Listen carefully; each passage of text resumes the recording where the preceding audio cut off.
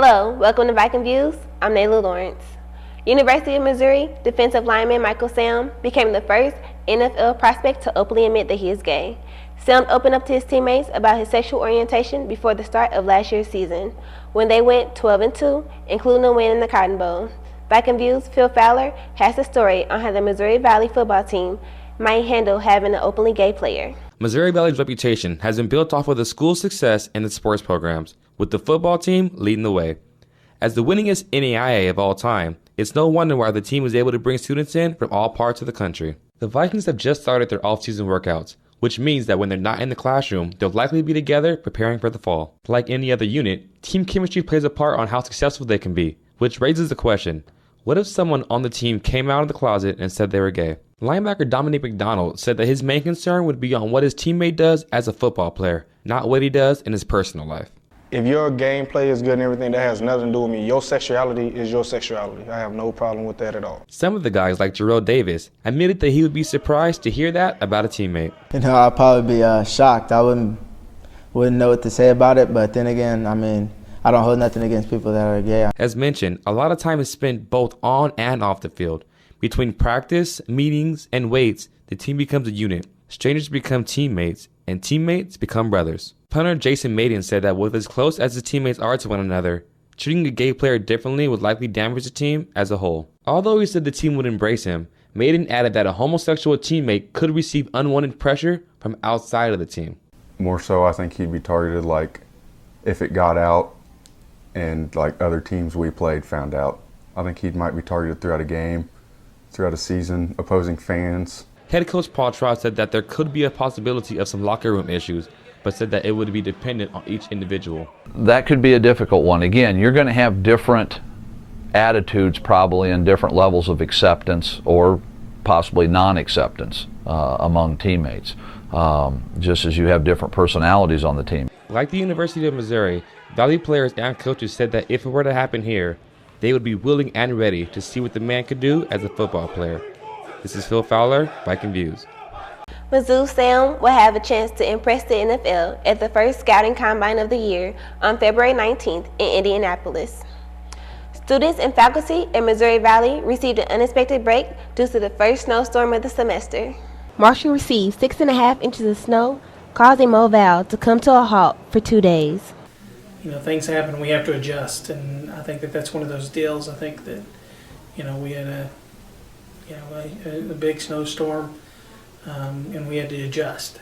And I think that, knowing, we have a lot of great faculty here, we have a lot of great staff here, knowing all them, I think that, they understand that from time to time we have to adjust, and they're probably more than willing to. I never seen snow before, and because I'm from Florida and we don't get snow, so I came in for the snow, so it was pretty legit, honestly, because I get to see the snow for the first time. And, and also give me a break from school, rest up. We didn't want to have everybody here and then have to send everybody home or have people that couldn't get home, So we don't want to, make it more difficult for people to try to get home or, try to put somebody, at jeopardy. The grounds were really slippery to walk. I almost fell while walking to class. The campus is still in the process of removing all the ice and snow. An ice and snow-filled week couldn't stop the Missouri Valley College rodeo team from warming up the stomachs of MVC students as well as Marshall residents. Viking Views' Catherine Flores has the scoop on how the rodeo team worked hard at maintaining a successful fundraiser. A chilly day didn't stop the community from enjoying the 6th annual Chili Supper put on by the MVC rodeo team. Our team's different from a lot of other teams. It costs a lot more just for us to operate on a day-to-day basis. So we do a lot of outside fundraisers. The Chili Supper, I believe this was the 6th year that Coach Mason put on a Chili Supper. Basically, we cook chili, hot dogs, different things like that. We rent a place and we host the supper where we serve. It's just a great place for the community to come out and show their support for our rodeo team, as well as meet all the members of the team. We do all of the cooking, we do all of the cleaning, the serving. Sometimes we have different entertainment, sometimes we don't.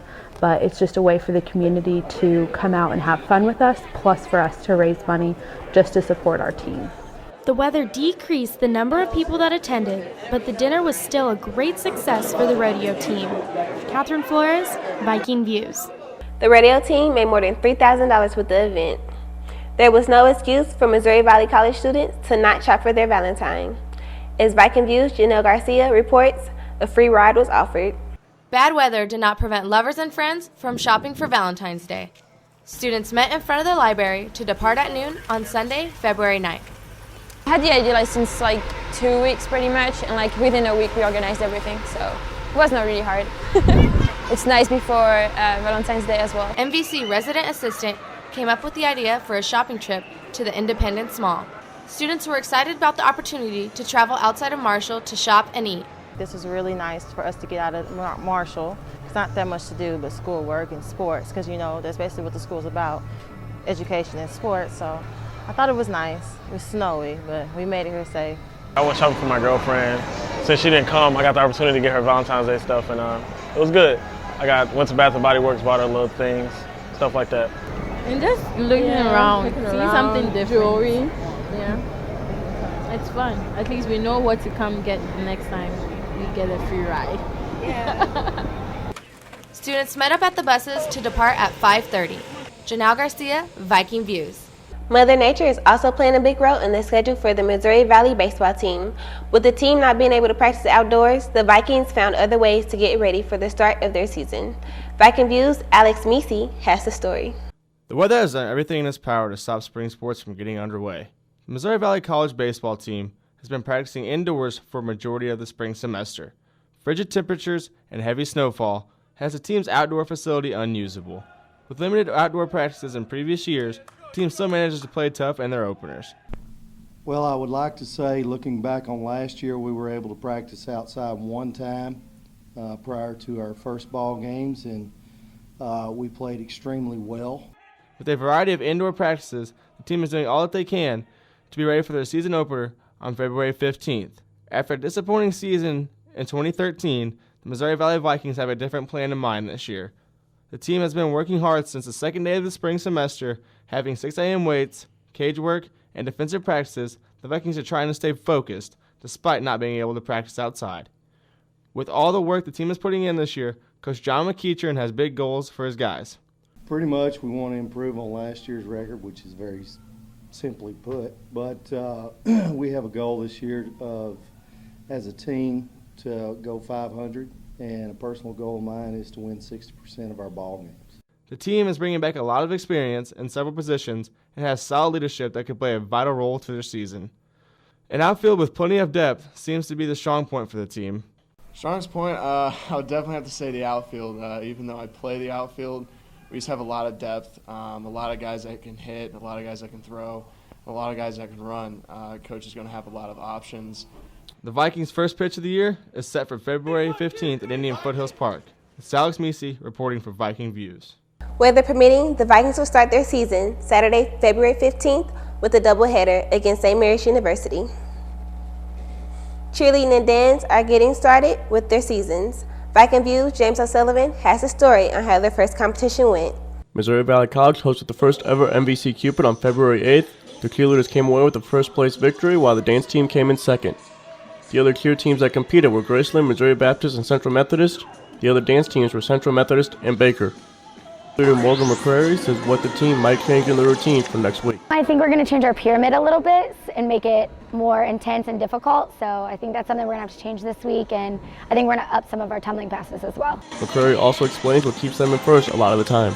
I would say us being clean, it's usually, we hit our skills pretty well today with our quads and our tumbling, like I said, but I think that being clean is what puts us in first place usually, is not so much the skill, but the making sure that everything is where it's supposed to be. Dance team member Angel Luna says why they might have struggled this week.